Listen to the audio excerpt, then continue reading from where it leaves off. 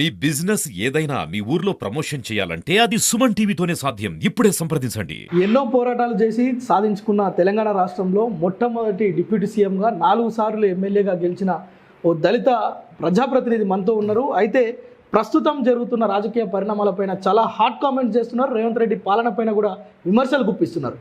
అసలు రాష్ట్రంలో ఏం జరుగుతుంది, రాబో రోజుల్లో రాజకీయాలు ఏ విధంగా ఉండబోతున్నాయి, ప్రజా పాలన జరుగుతుందా లేదా, బీఆర్ఎస్ పరిస్థితి ఏ విధంగా ఉండబోతుంది. మనతో పాటు మాజీ deputy CM doctor Tatikonda Rajaiah గారు ఉన్నారు. ఒకసారి మాట్లాడే ప్రయత్నం చేద్దాం. సార్ నమస్తే. Sir good morning. తెలంగాణ రాష్ట్ర ఏర్పాటులో మీ పాత్ర కీలకం. తెలంగాణ రాష్ట్రం ఏర్పాటు కాగానే డిప్యూటీ సీఎంగా కూడా మీరు అనుభవించిన పదవి ఏదైతే ఉందో అది కీలకమైన పదవి. మాదిగ జాతికి ఓ రకంగా అభ్యున్నతి కలిగించే అంశం ఇది. అయితే ఎందుకు ఒక 2-3 రోజులుగా మీరు చాలా హాట్ కామెంట్ చేస్తున్నారు, రేవంత్ రెడ్డి పాలనను విమర్శిస్తున్నారు? ఏం జరుగుతుంది అసలు రాష్ట్రంలో? ఈరోజు నల్గొండ జిల్లా కేంద్రానికి రావడానికి ప్రధాన కారణం కత్తుల రవి ఆధ్వర్యంలో తెలంగాణ మాదిగ సైన్యం పేరుతోటి ఒక రాష్ట్ర కమిటీ ఏర్పాటు చేసుకొని దాంట్లో భాగంగా నల్గొండ జిల్లా కేంద్రంలో జిల్లా కార్యాలయాన్ని స్థాపించాలనే కార్యక్రమంతో ఆ కార్యక్రమంలో భాగంగా నేను ఇక్కడ రావడం జరిగింది. ఎందుకు ఇప్పుడు మాదిగలు వివిధ రూపాలుగా సమాజంలో ఉన్న అసమానతలు కావచ్చు, జాతికి మాదిగ జాతికి జరుగుతున్న నష్టానికి కావచ్చు, ఎందుకు ముందుకు వస్తున్నారు అన్నదే ప్రధాన అంశం. కారణం ఏంటంటే ఈరోజు కాంగ్రెస్ ప్రభుత్వం ఇచ్చిన హామీలు మర్చిపోయి మాదిగలను అన్ని రకాలుగా వాడుకొని మాదిగల వల్లనే ముఖ్యమంత్రి అని చెప్పుకున్న రేవంత్ రెడ్డి ఈరోజు మాదిగలకు శతగోపం పెట్టడం జరిగింది. ఎక్కడ కూడా మాదిగ అస్తిత్వం ఉండకుండా, మాదిగ ఉనికి కనబడకుండా, మాదిగ ఆత్మగౌరవం మీద దెబ్బ కొడుతున్నాడు. కాబట్టే మాదిగలందరూ చైతన్యవంతం అవుతున్నారు. సో దాంట్లో భాగంగా ఈరోజు తెలంగాణ మొత్తంలో పాపులేషన్ పరంగా జనాభా ప్రకారంగా చూస్తే అన్ని బీసీలో ఉన్న ఉపకులాలు, ఓసీలు, ఎస్సీలో ఉన్న ఉపకులాలు మొత్తం కలిసి అన్నిటికంటే పెద్ద కులము మాదిగ కులం. I proud to say being a Madiga. నేను మాదిగ వాడిగా గర్వపడుతున్నా. ఎందుకంటే నా జాతి తెలంగాణ మొత్తంలో అత్యధిక జనాభా ఉన్నది. ప్రభుత్వ లెక్కల ప్రకారమే 12% మాదిగలు, 5% మాలలు, 1% 57 ఉపకులాలు మొత్తం కలిస్తే, ఎస్సీ ఉపకులాలు 57 కులాలు కలిస్తే 1% మాత్రమే. సో సామాజిక న్యాయం అంటే వారి వారి జనాభా నిష్పత్తి ప్రకారం వారికి మరి రాజ్యాంగంలో కల్పించిన హక్కుల ప్రకారం ఎమ్మెల్యేలు కానీ, మంత్రులు కానీ, ఎంపీలు కానీ, ప్రజాప్రతినిధులు కానీ కావాల్సిన అవసరం ఉంది. కానీ వాటికి తిలోగతాలు ఇచ్చి ఈరోజు రేవంత్ రెడ్డి రాజ్యాంగానికి వ్యతిరేకంగా, మాదిగలకు వ్యతిరేకంగా పోతున్నాడు. కాబట్టే ఇలాంటి ఉద్యమ నేపథ్యంలో రేవంత్ రెడ్డిని నిలదీయాలనే ఉద్దేశంతో ఈరోజు అనేక మాదిగ సంఘాలు వస్తున్నాయి. దాంట్లో ఈరోజు తెలంగాణ మాదిగ సైన్యం కూడా ఒకటి. దానికి మరి కత్తుల రవి చొరవ తీసుకొని రాష్ట్ర స్థాయిలో పాదయాత్ర చేసి మాదిగలను జాగృతి పరచని వాళ్ళతో ముందుకు పోతున్నాడు. సో దానికి సంఘీభావం తెలపడం కోసం నేను కానీ ఒక విషయం చెప్పండి సార్. ఇప్పుడు మీరు ఇంత ఉద్యమకారుడిగా, ఇంత నాలెడ్జ్ ఉన్న వ్యక్తిగా, ఒక డిప్యూటీ సీఎంగా వ్యవహరించిన మీరు కాంగ్రెస్ ప్రభుత్వం ఏర్పాటైన అనతి కాలంలో కేవలం 6 నెలలు దాటిపోయింది. 6 నెలల్లోనే ఏం చేస్తారని, లేదంటే ఏం చేస్తలేరని మీ ఆరోపణలు? ఎప్పుడైనా కూడా నాయకులు ఇచ్చే హామీల పైనే ఓట్లు పడతాయి. దాన్నే మేనిఫెస్టో అంటారు. ఇవాళ మొన్ననే ఆంధ్రప్రదేశ్లో ఎన్డీఏ ప్రభుత్వం ఏర్పడ్డది. ప్రమాణం స్వీకారం చేసిన తెల్లారి నుండే 5 హామీలను అమలు పరచడానికి జీవో విడుదల చేయడం జరిగింది. దాంట్లో అన్నిటికంటే ముఖ్యమైనది అణగారిన బిడ్డలందరికీ పెన్షన్ పెంచి ఇచ్చే కార్యక్రమం. ఈయనే ఎవరైతే రేవంత్ రెడ్డి ఉన్న అతను ఏం చేసిండంటే చంద్రబాబు నాయుడు కంటే, పవన్ కళ్యాణ్ కంటే, మోడీ కంటే ఎక్కువ హామీలు ఇవ్వడం జరిగింది. December 9 ఇప్పుడు మీరు 1,00,000 తీసుకుని ఇప్పుడు బ్యాంకు పోయి ఇంకో 1,00,000 తీసుకురండి, December 9 ఓన్లీ మీకు 2 లక్షల రుణమాఫీ చేస్తారని చెప్పడం జరిగింది. అదేవిధంగా మీరు ఓటేయండి, గెలిపియండి, 2,500 రూపాయలు ప్రతి ఇంటి మహిళలకు ఇస్తారని చెప్పిండు.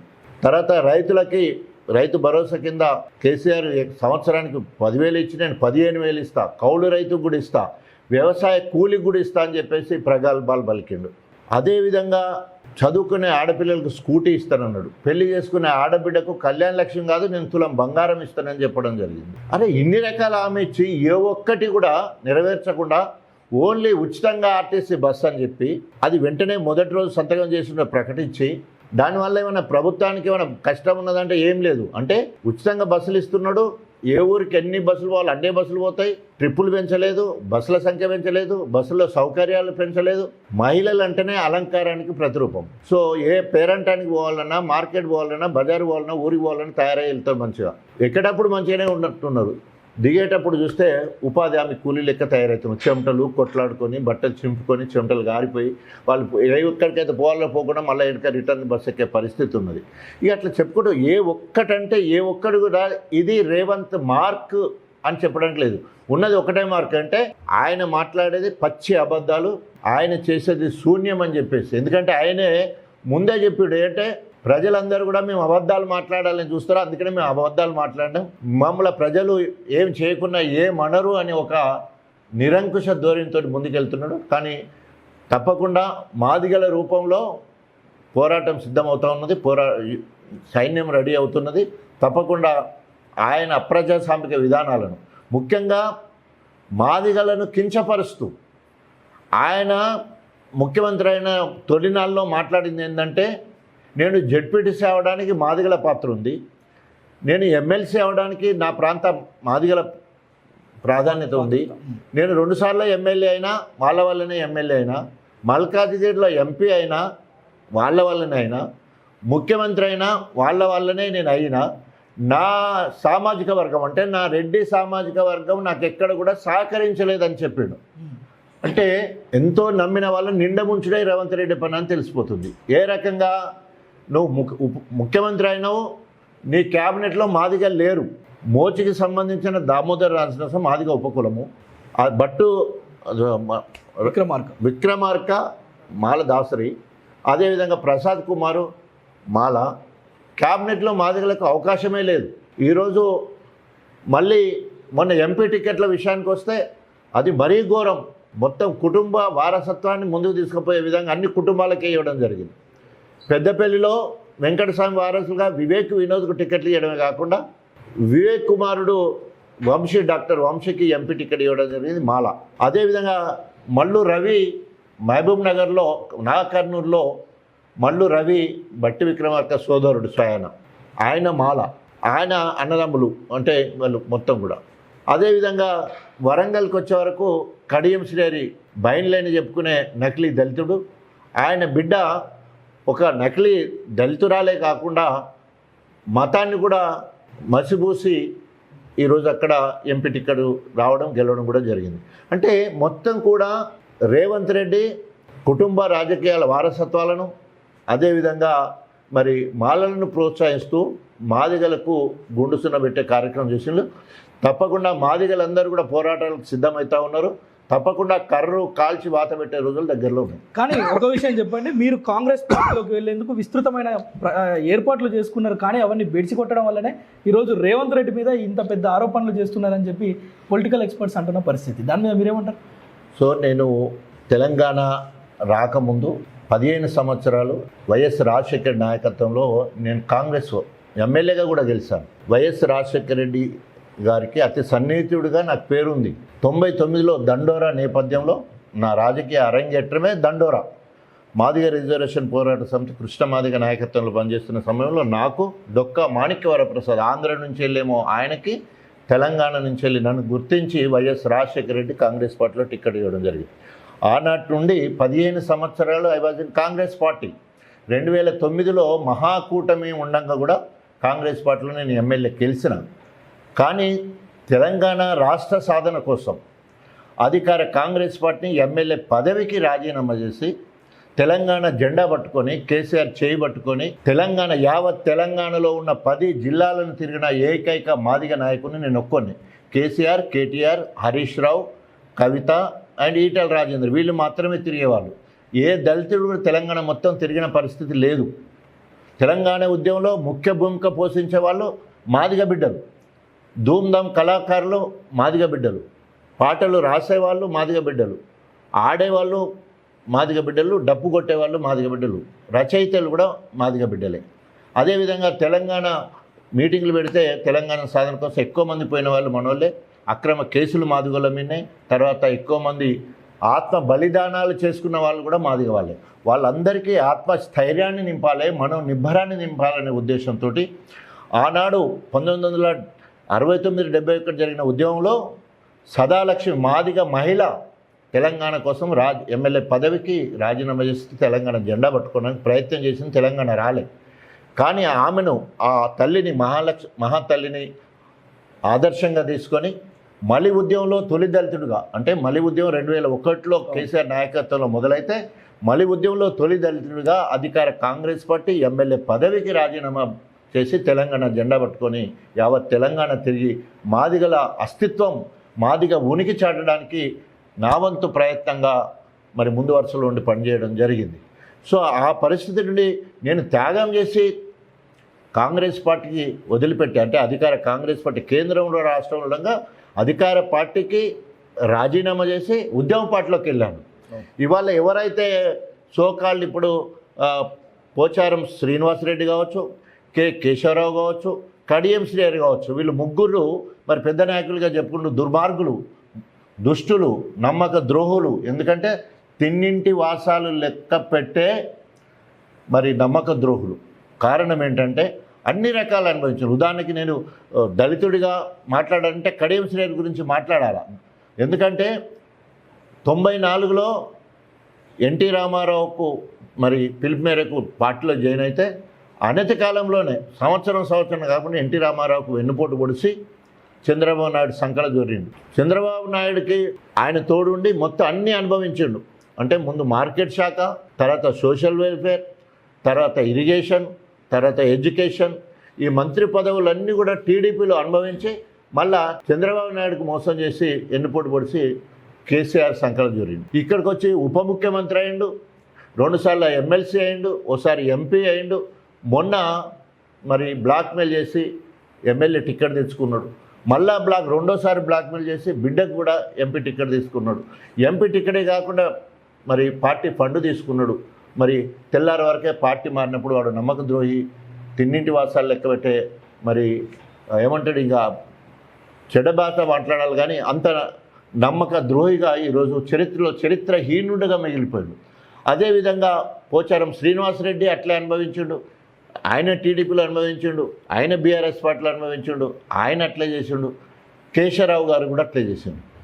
కారణం ఏంటంటే ఈరోజు సరే కేశవరావు గారు, పోచారం శ్రీనివాసరెడ్డి పోని, కడియం శ్రీహరి ఆయన చరిత్ర ఆయన ఊర్లో చూస్తే ఆయన దళితుడే కాదు, ఆయన పద్మశాలి కుటుంబంలో పుట్టి పెరిగి అక్రమంగా బైండ్ల కులస్తుని ఇంట్లో పెరగడం జరిగింది. పెరిగినంత మాత్రాన కులం రాదు, పుట్టిన దగ్గరే కులం ఉంటుంది. సో అది 60 సంవత్సరాల నుండి నకిలీ ఎస్సీ సర్టిఫికేట్ వాడుకుంటూ ఇవాళ బైండ్ల పేరుతోటి ఆయన ఎమ్మెల్యేగా చలామణి అవుతూ ఉన్నాడు. సో ఆయన ఈరోజు మాదిగ జాతి, ఎందుకంటే మాదిగ జాతి అని ఎందుకంటే బైండ్ల మాదిగ ఉపకులానికి కిందకు వస్తుంది. ఇటు ఎస్సీ జాతిని, ఇటు మాదిగ జాతిని అప్రదిష్ట పాలు చేయడానికి కారణం ఏంటంటే ఇన్ని రకాల మోసగాడు, హౌస్ ఆఫ్ ద షేమ్, దాంట్లో 3 పేర్లు ఉంటే అలా ఒక ఎస్సీ పేరు ఉండడం మాకు బాధాకరం. అది ఈ నకిలీ దళితుని వల్ల వస్తున్నది. ఎందుకంటే మాదిగలు ఎప్పుడు త్యాగాలు చేసిన చరిత్రే ఉన్నది, ప్రజాస్వామ్యబద్ధంగా పోరాటం చేసిన చరిత్ర ఉంది. కృష్ణ మాదిగ 30 సంవత్సరాల నుండి ఎస్సీలను ఏబీసీలుగా వర్గీకరించాలని శాంతియుతంగా ప్రజాస్వామ్యబద్ధంగా అహింస మార్గంలో పోరాటం చేయడం జరుగుతూ ఉంది.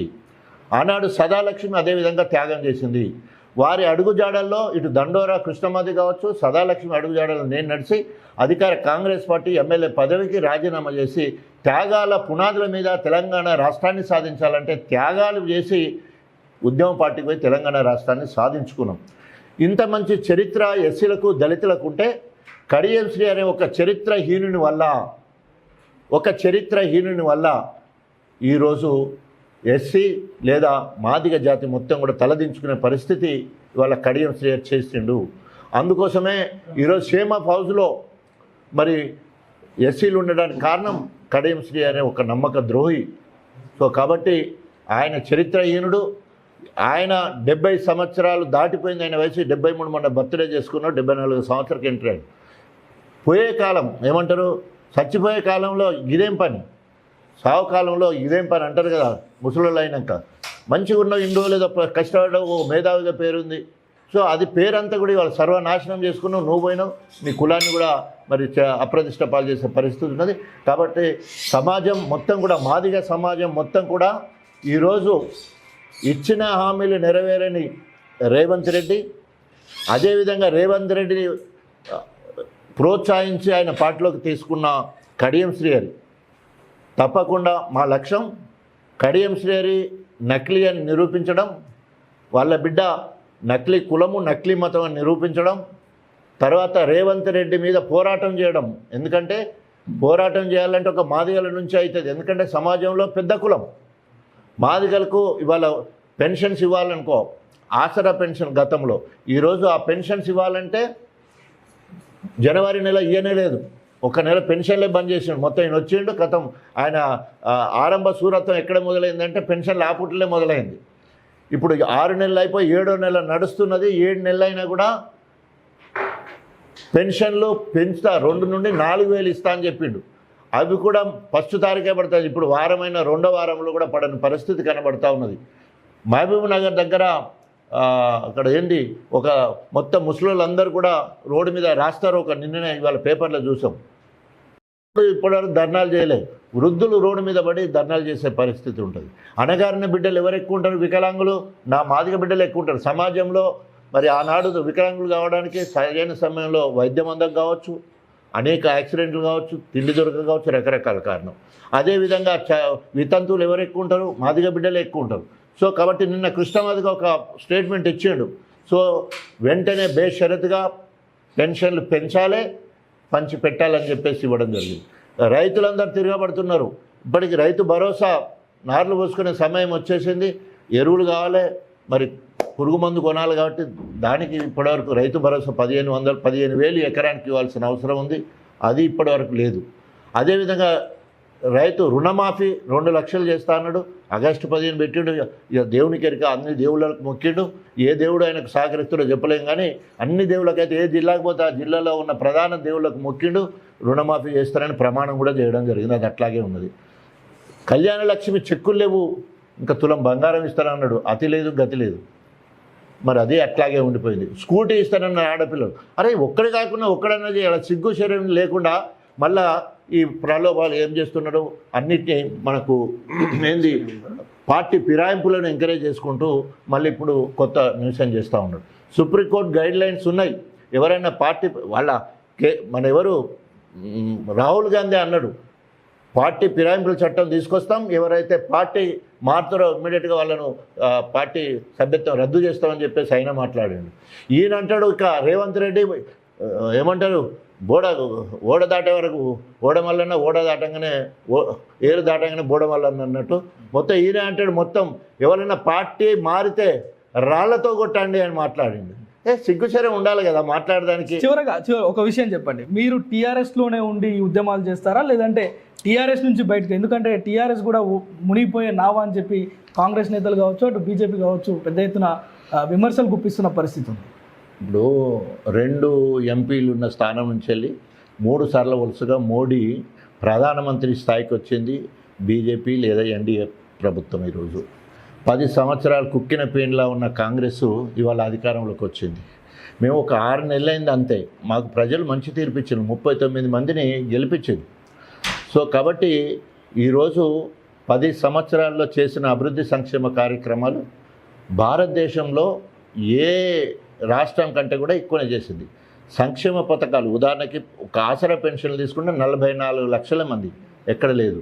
రైతు బంధు, రైతు బీమా, 24 గంటల కరెంట్ ఎక్కడ లేదు. ఐక్యరాజ్య సమితి సైతము తెలంగాణ రాష్ట్ర ప్రభుత్వాన్ని మెచ్చుకున్న సందర్భం మనకు తెలుసు.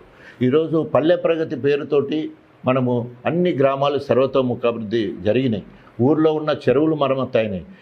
1 కోటి ఎకరాల మాగాని అంటే కోటికి పైన పండించడం కాదు, 3 కోట్ల మెట్రిక్ టన్నుల ధాన్యాన్ని పండించి ఈరోజు పంజాబ్ హర్యానాను మించిపోవడం జరిగింది. ఇట్లా చెప్పుకుంటూ పోతే దాదాపు 1001 రెసిడెన్షియల్ స్కూళ్ళు కాలేజీలు పెట్టి ఈరోజు భారతదేశానికి నెంబర్ 1గా మిగిలిపోయింది.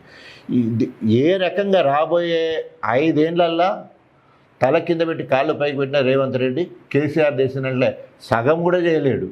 ఉన్న పథకాలను కూడా కొనసాగించడం కూడా ఆయన నుంచి కాదు. ఎందుకంటే ఆయనకు విద్య మీద కానీ, వైద్యం మీద కానీ, సాగునీటి రంగం మీద కానీ, తాగునీటి రంగం మీద కానీ, అభివృద్ధి మీద కానీ, పాలన మీద కానీ ఎలాంటి అవగాహన లేదు. ఇది రేవంత్ మార్క్ అని చెప్పడానికి ఇక్కడ కనిపించట్లేదు. ఆయన మార్క్ ఏంటంటే ఎగగొట్టడమే, హామీలు ఇవ్వడం ఎగగొట్టడమే ఆయన మార్కు లెక్క కనిపిస్తూ ఉన్నది. తప్పకుండా ప్రజా ఉద్యమాలు మొదలవుతాయి. బీఆర్ఎస్ ప్రభుత్వం ప్రజల పక్షాన ఉంటుంది. తెలంగాణ అస్తిత్వం కోసం, తెలంగాణ ఆత్మగౌరవం కోసం, తెలంగాణకు జరిగే అనేక అవమానాలను తిప్పికొట్టడానికి ఈరోజు కేసీఆర్ గారి నాయకత్వంలో ముందుకు పోతాం. ఎట్టి పరిస్థితులలో పార్టీ మారే ప్రసక్తి ఉండదు. ఎందుకంటే ప్రజానాయకుడిగా పేరు తీసుకురావాలనుకున్నప్పుడు తప్పకుండా ప్రతిపక్షంలో ఉంటేనే ఆ పేరు వచ్చేదానికి అవకాశం ఉంటుంది. రైట్. అంటే మొత్తానికి తెలంగాణలో మాదిగలకు పెద్ద ఎత్తున అన్యాయం జరుగుతుంది. మాదిగలకు కోసం ఉద్యమాలు చేయడంతో పాటు ఇదే బీఆర్ఎస్ ఏదైతే కేసీఆర్ స్థాపించిన బీఆర్ఎస్ పార్టీలో నుండి ప్రజలందరి సంక్షేమం కోసం పెద్ద ఎత్తున ఉద్యమాలు చేస్తా ఎట్టి పరిస్థితుల్లో పార్టీ మారే ప్రసక్తే లేదు. ఏదైతే దళితుడు అని చెప్పుకొని కొంతమంది దొంగ సర్టిఫికేట్లతోటి లబ్ధి పొందుతున్నారో వారందరిపైన కూడా యాక్షన్ తీసుకునే విధంగా పోరాటాలు ఉంటాయని చెప్తున్న పరిస్థితి అయితే ఉంది. కెమెరా పర్సన్ సాయితో ప్రేమ్, సుమన్ టీవీ, నల్గొండ నుంచి.